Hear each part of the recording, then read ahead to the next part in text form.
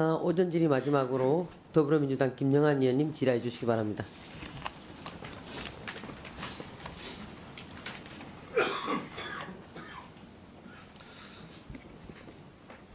네, 부총님 네네. 농어 많으십니다. 최근에 관세 협상 관련해서 정말 고민이 많으실 것 같아요. 사실은 지난 자본주의 역사를 보면 쉽게 표현하면 약육 강식의 시대에서 저는 이제 세계 경제 질서가 야만의 시대로 좀 접어들었다 이렇게 생각을 합니다. 이 관세 협상을 보면서 특히 이제 일본 협상 과정을 우리가 지켜봤잖아요. 일본 협상을 한번 짚어볼 필요가 있을 것 같아요.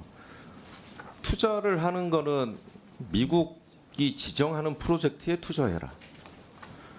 그리고 미국 상무장관이 의장인 투자위원회 그쪽에서 트럼프 대통령이 최종 결정하는 그 분야에 투자를 해야 된다. 그리고 수익 배분도 원금 회수제는 50%고 회수 후에는 미국이 90% 가져가겠다. 집행기간은 프로젝트 지정 후 45일 내에 자금 송금하고 불이행 시 관세를 올리겠다. 이게 잘된 협상인가요? 뭐 저희들 기준으로 봤을 때는 저희들은 수용하기 어려운 그런 그렇죠. 입장이에요. 당연히 국익을 중심으로 하는 주권 국가에서는 수용하기 어려운 협상이라고 저는 생각을 합니다. 국민들이 동의할 수도 없고요. 그리고 이 우리가 4,100억 불 정도의 외환보유고를 가지고 있는데 거의 한 84% 수준을 현금으로 내라. 이거는 무지막지한 요구 아니겠습니까? 이걸 어떻게 국민들이 수용하고 이거 나중에 국회로 올 때 어떻게 비준하겠습니까? 저는 외신들이 지금 적절하게 잘 평가를 하고 있는 것 같아요. 블룸버그도 그렇고 BBC도 그렇고 뉴욕타임스도 그렇고 한국이 지금 잘하고 있다. 잘 버티고 있다. 국익을 위해서 최선을 다하고 있다. 이런 평가들이 지금 외신들 평가 아닙니까? 저는 이 과정에서 정말 국민들을 똘똘 모아내는 지혜가 필요하고 정말 이 주도 면밀한 섬세한 협상 전략들을 통해서 미국을 설득하고 그 과정이 우리 부총리님 어깨에 지금 달려 있어서 고민이 정말 많으실 것 같다라는 생각이 한편으로 들고요. 이 사실은 분명히 좀 지적을 하고 가야 될 것 같습니다. 그래서 과도한 비평과 과도한 이 평가절하는 오히려 협상력을 떨어뜨리는 계기가 될 거고 오히려 대통령이나 부총리가 협상하는 과정에 힘을 줘야 되는 그런 과정에 있다라고 저는 좀 개인적으로 생각을 하고 있습니다. 이 부분 하고요. 그다음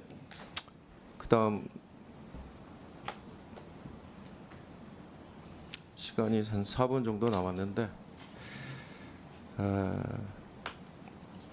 오후에 쓰셔도 됩니다. 네, 조금만 기다리십시오. 그 부총님 이거 학교 다닐 때 컵더글라스 함수 네네. 많이 보셨죠? 예, 그렇습니다. 네, 이건 많이 저 경제학 뭐 할 때 많이 배우는 건데 이 레이버하고 캐피탈 부분을 가만히 한번 들여다 보셔야 됩니다. 우리가 현재 어디 위치에 있는지 지금 캐피탈 스탁과 효율성 관련해서는 지금 이제 아까 우리 존경하는 김영진 의원님이 FDI 이제 순 유출이 많다. 네. 사실은 관세 협상 이후에 그럴 가능성이 더 높잖아요. 그러면 GDP에 이제 어떻게 보면 국내 GDP에 안 잡히니까 유출된 부분은 국내 투자가 이제 지속돼야 되고 스탁이 이제 쌓여야 되는 거지 않습니까? 효율성도 높여야 되고 그런데 여기에 우리가 저성장이 고착화 돼서 지난 3년 특히 잠재 성장률이 추락했습니다. 그렇죠? 그러면 잠재 성장률 위로 올라오려면 자본 스탁이 커져야 돼요.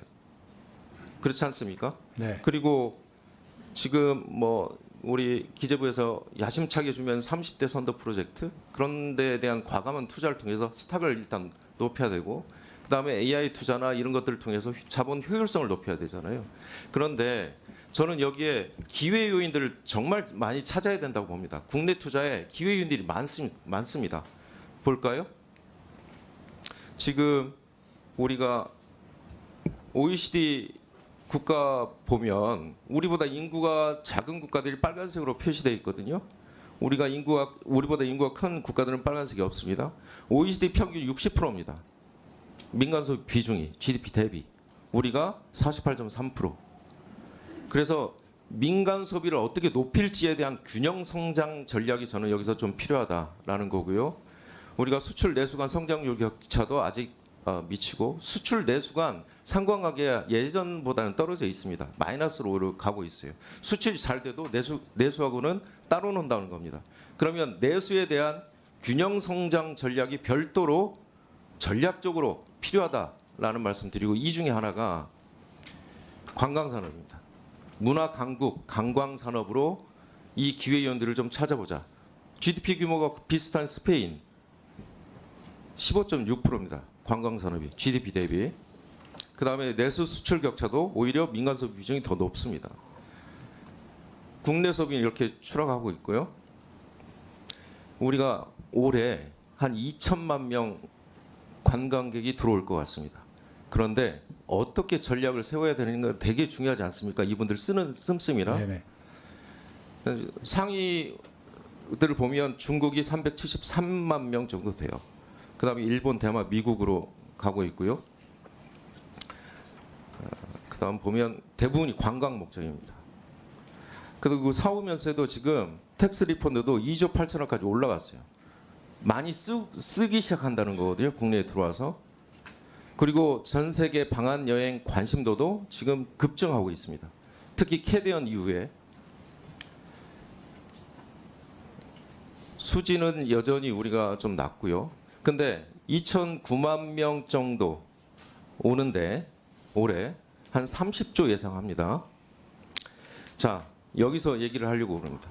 BTS 한번 공연할 때 부대 효과가 1조 2천억 정도 됩니다. 테일러 스위프트가 3천억 정도 됩니다. G드래곤 한번 공연할 때 3,800억, 4천억 정도 됩니다. 라이브 네이션이라고 세계 공연장 180개 가지고 있는 라이브 네이션은 매출이 한 지금 아레나 큐에 공연장 그리고 제가 말씀드리겠습니다. 그거 없습니다. 정리하십시오. BTS 한번 보시면 그냥 공연 보러 오면 안 돼요.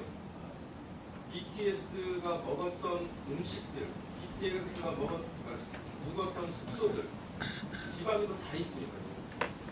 뭔가 스토리텔링하고 그 길들을 개척해야 이게 관광 수익의 극대화가 이루어질 수 있거든요. 특히 아레나 같은 경우도 손님을 받아야 되는데 교통 인프라가 깔리지 않으면 손님을 받을 수가 없어요. 그래서 대규모 공연장만 짓는 게 등사가 아니고 대규모 공연장 플러스 스토리텔링 플러스 교통 인프라까지 전체적인 경제 산업적으로 정의를 해주셔야 된다는 마지막 말씀드리고요. 예, 의원님 말씀 공감하고요. 사실은 지금 이제 K 한류, K 문화, 그다음에 K 관광을 잘 이렇게 저희들 체계적으로 육성한다면 될 수 있다고 보여지고요. 지금 의원님 말씀하신 그 국내 한류 공연 환경도 그냥 공연 환경뿐만이 아니고 거기에 따른 음식 그리고 다른 또 어떤 캐릭터 이런 산업까지 복합적으로 한다면은 아마 오히려 제조업을 하는 것보다도 훨씬 많은 어떤 경제적인 효과도 있다고 생각해지고요. 그래서 저희들이 내년도에는 이 관광을 하더라도 숙박, 볼거리, 먹을거리 토탈 패션으로 좀 이렇게 관광 산업을 육성하기 위한 대책도 마련하고 있다는 말씀을 드리겠습니다. 네네 그렇게 하겠습니다. 네, 수고하셨습니다.